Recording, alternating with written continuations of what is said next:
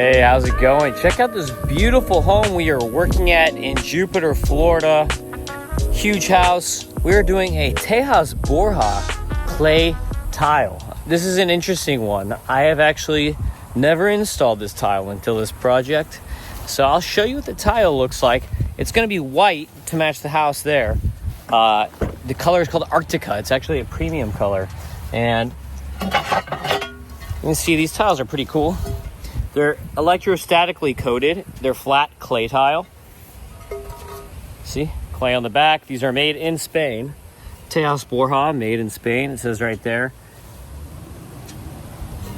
And the bottom of the tile is the clay tile. See, clay. This is electrostatic coating. This one is meant to look like stone. One of the cool things about this tile, if you actually like something like a tree or a stone or something, you can take a picture of it and they can replicate it into a tile for you. This one is textured like stone. And you can see this tile actually is waterproof. So in Europe, you can install this tile without an underlayment because the channel right here is for the water. So the tiles all interlock, and then there's a channel for water to run down. So if you're installing this in Europe, you can actually not even use an underlayment, just put this tile straight on and boom, there you go.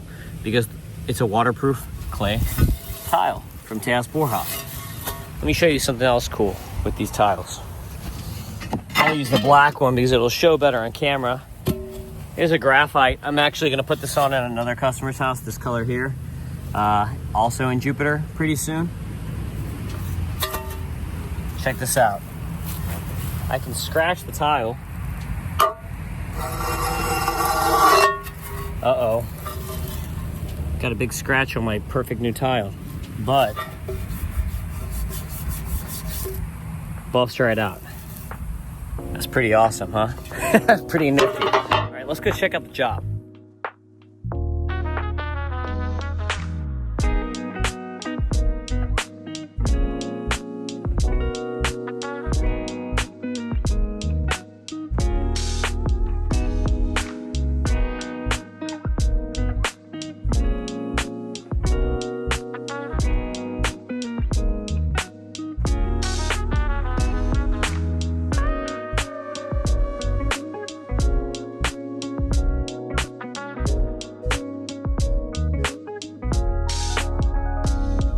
So obviously we have a really beautiful driveway here. This is a tile, custom tile that has like coquina shells into it. So we want to take a really proactive approach to protecting the driveway. So our idea was to get a telehandler for the delivery and telescopically bring all the materials up here so that we don't have an 88,000 pound 18-wheeler driving on these tiles in this beautiful driveway. You can see we protected with plastic and plywood around for the dump to sit on. We have our raised dump here. It can't even get all the way up there because it's like a 40-foot, two-story house. But 102 squares, this house. 102 squares. So you can see the old roof here has the thick butt edges, like Bermuda style, on the roof with the white tile. And this is an older roof. Check this out. This is the tile. And it's mortar installed. So it's installed concrete rather than foam or anything else, but it's also not just this, it's also screws. So it's concrete and screws both simultaneously. So it's a bit of a PIA to tear off and heavier too. So behind me you can see the plastic down right here to protect from falling things into the turf. And we're setting up here a covering for the pool. So we're only taking off a little bit up there right now because we want to get this covered.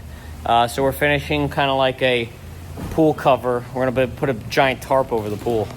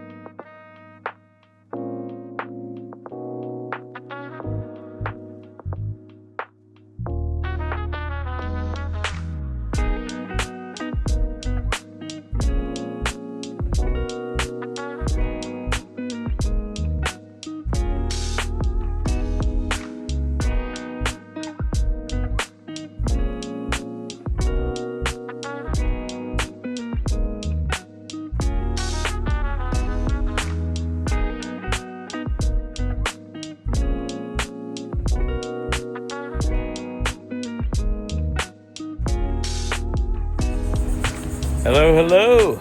Good morning. Next day, you can see the guys are getting inventive with the telehandler. So they created a box out of the telehandler so they can lift and bring material up and down.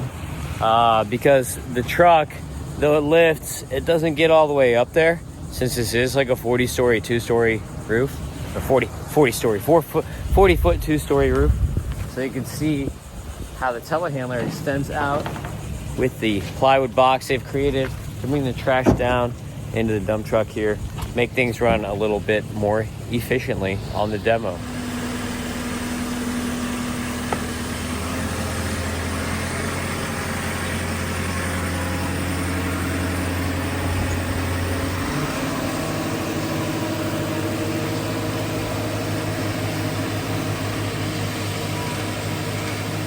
And you can see the pool covered with plastic behind me to make sure that we're not getting anything in the beautiful pool here as we do the demo. We also have plywood down while we're moving that when we're going through the eaves. I'm gonna trip on the plastic. But we move the plywood here as we go down the eaves so that when we're taking out the eave tiles here, because these are installed thick butt style. They're Bermuda style tiles. So as we take these tiles out, we don't want any issues. You can actually see a number of leaks in the roof just looking up. And according actually to the neighbors, because my client had just bought this house, apparently this roof is only about 5 years old. So that means just bad install. That's why I wouldn't have used mortar and fasteners. It doesn't make sense. Like they spent so much money installing these tiles with the mortar and the stainless steel fasteners, and that's not a good wind rating. You want to use the ACH 160 for best wind rating. Just look at the stuff in the wind tunnels, man. The other thing is that they don't have weep holes because these are thick butt finish instead of eave closure. When you do a thick butt finish instead of an eave closure, and I'll zoom in so you can see the difference, you don't have the weep holes, so you don't have the breathability of the tiles. Here in Florida, we have a lot of humidity. This might look good, right? Because you don't have the metal on the end. But the problem is that when you're eliminating the weep holes, you're not allowing the moisture that breathes into those concrete tiles to breathe out. Because concrete tiles are porous. 20% of the water that hits those concrete tiles is going to absorb into the tile. Then where's it going to go? It's going to get trapped because you don't have weep holes. You don't have eave closure metal. You have thick butts. Concrete, thick butt tiles on the water, you see we're on the water, is not smart. I'll show you what this looks like.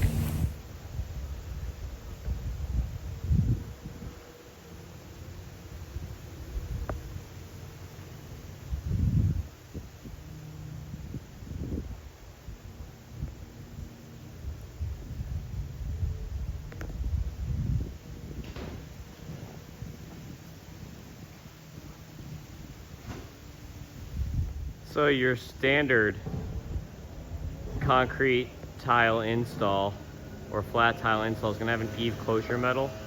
We're putting clay tiles down, Tejas Borja, and it's going to still have a eave closure with weep holes. Even though the clay tile is grade 1 and is not porous like these concrete tiles are. And you see these are small tiles too. These are little 9-inchers, 9-inch concrete tiles. So right here on this side, you can see that's a leak right there. Down right here in the middle, that's a leak right there.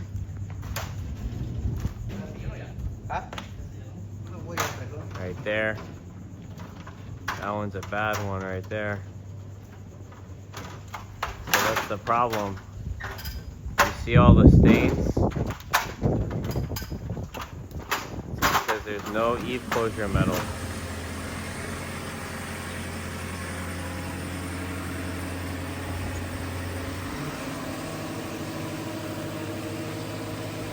Right, so here we are inside of the attic space above the garages. We can see icynene all over.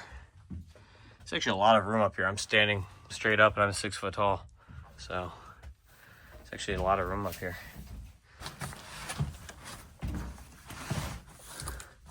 we'll go back to the other side. Here, you see here's one of the skylights. Icynene all over on the inside here. And here's where you cross over from the one side to the other. Right here. You can hear the guys actually, the shovels. That's not Santa Claus. All right, so now we're on the other side. You see all the wires and stuff here.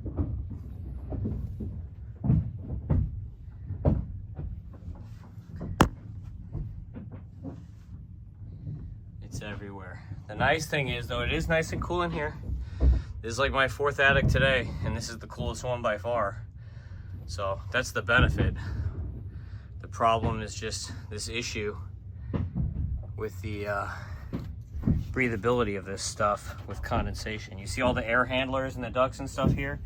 So this would be the problem, is that this stuff here, if we self-adhere to the deck, this stuff here is all gonna sweat and condensate when it's hot out in the summer. And theoretically, now, like, it's probably a case-by-case basis, but theoretically, all this stuff here, the condensation is going to evaporate up and get stuck, there's like a hole in this one, into the icynene. And it's not going to be able to evaporate then up out of the icynene through the plywood joints, because they're going to be sealed over by the self-adhered. So these things sweat, get stuck in icynene, water cannot evaporate through icynene, through roof, and then eventually icynene gets wet, turns into sponge, gets stuck onto the plywood, creates mold. Eventually when it gets too wet, it falls off, but at that point there's already mold. So that is the theory of why they say not to self-adhere.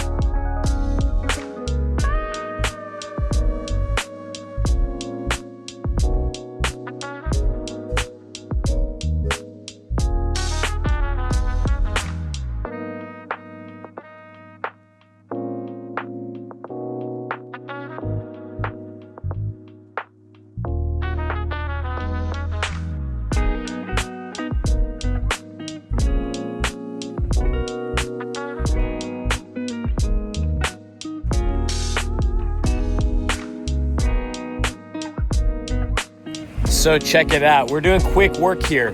I've got a ton of tile guys here because there was a threat of a hurricane hitting. So I sent all my guys here. I'm like, crank this bad boy out, get all those freaking tiles down before the hurricane came. And then it turned away, so it's not gonna hit now. But you can see, look at this. This was all done in a week. 102 squares of Tejas Borja clay tile. And this tile is hard to install. You have to lock these bad boys in. So this is a minor miracle. These guys killed it, man. They killed it on this job. Let's go look. So you can see the hip tiles on here. These look a little bit different than the normal hip tiles, these Tejas tiles, and we still have to do all the cement on the ends here. But you can see what these hip tiles look like and hear them. They're really nice, really strong. Here's our self-flashing skylight behind me, 4x4. We had a couple of these on the roof. Our chimney right here. So the project is more or less complete. Lo que necesitamos. Entonces estos, los rakes, lo dije a Elvin que se lo quitaran de ayer porque él se va a llevar. Eso es para otro proyecto. So one thing about these tiles is that there is not really much forgiveness, as we say in the industry, on the tiles because they do lock in together. So even though we did our lines on this roof, you can still see that there's a little bit of curviness to the lines. The reason for that is that the tiles, since they all interlock perfectly, have to exactly follow the sheathing. So if there's a dip in the sheathing, or if there's a truss that's not completely level, the deck is not going to be perfectly flat, and the tiles are going to follow the deck since they lock in exactly. And we can't kind of fidget around with the tiles to make it look better aesthetically from the top, since they interlock, and they're all literally, like, these tiles are tight. Like, you can taking them apart, it's not going to happen.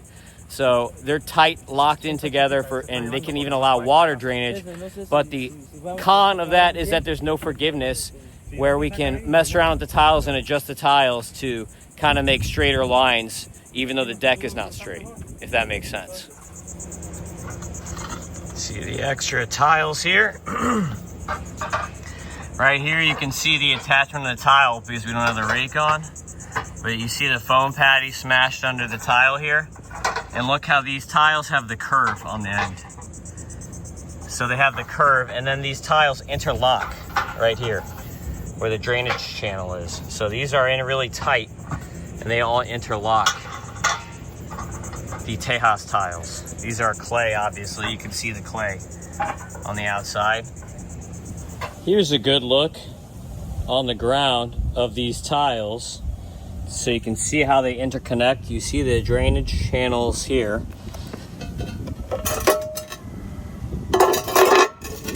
So you see how the tile literally locks into place against the adjacent tile.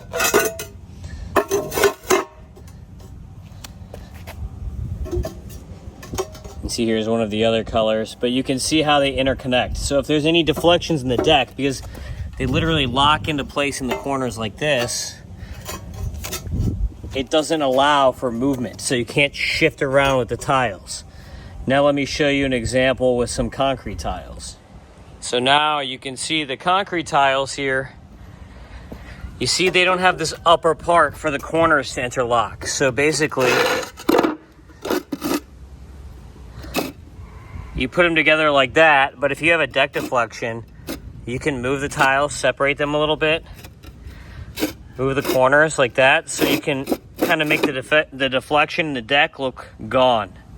They're not stuck together. You see they kind of slide in, but there's a lot more movement where you can move these tiles and shift them around. Whereas these ones, because they interlock in this corner here, right here, it's not just this. You lock it in this corner.